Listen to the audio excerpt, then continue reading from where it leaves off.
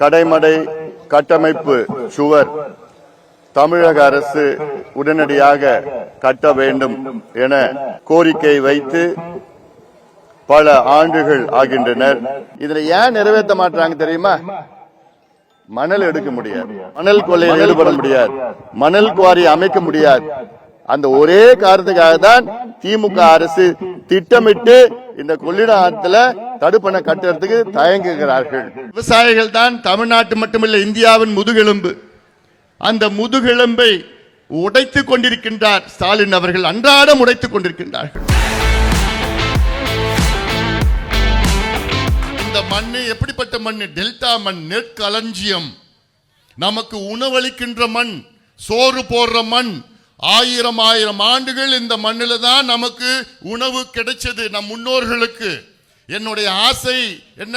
அடுத்த ஆயிரம் ஆண்டுகள் நம் வருங்கால சந்ததியினருக்கு இந்த மண் உணவளிக்க வேண்டும். ஆனால் இந்த திமுக வந்ததிலிருந்து இந்த மண்ணை நாசப்படுத்தி, மக்களை நாசப்படுத்தி, விவசாயத்தை நாசப்படுத்தி, விவசாயிகளை மதிக்காத இந்த திமுக ஆட்சியில் இருக்கலாமா?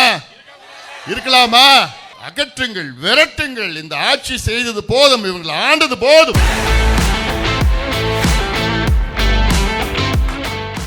வேளாண் துறை அமைச்சர் முதலமைச்சரை பாராட்டுறாராம். உணவுத்துறை அமைச்சர் முதலமைச்சருக்கு பாராட்டு விழா வைக்கிறாராம். எதுக்கு பாராட்டு? எதுக்கு பாராட்டு விழா?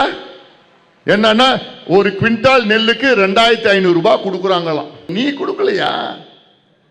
மத்திய அரசு அதுல 2369 ரூபாய் ஒரு குவிண்டாலுக்கு அவங்க கொடுக்கறாங்க காசு. உன்னோட பங்களிப்பு வெறும் 131. ஒரிசாவில் அங்க ஊக்கத்தொகை ஒரு குவிண்டாலுக்கு 800 ரூபாய் கூடுதலா கொடுக்கறான். ஆந்திராவில் 500 ரூபாய் கூடுதலா கொடுக்கறாங்க. ஆனா நீ 131 ரூபாய் பிச்சை போடுற விவசாயிகளுக்கு.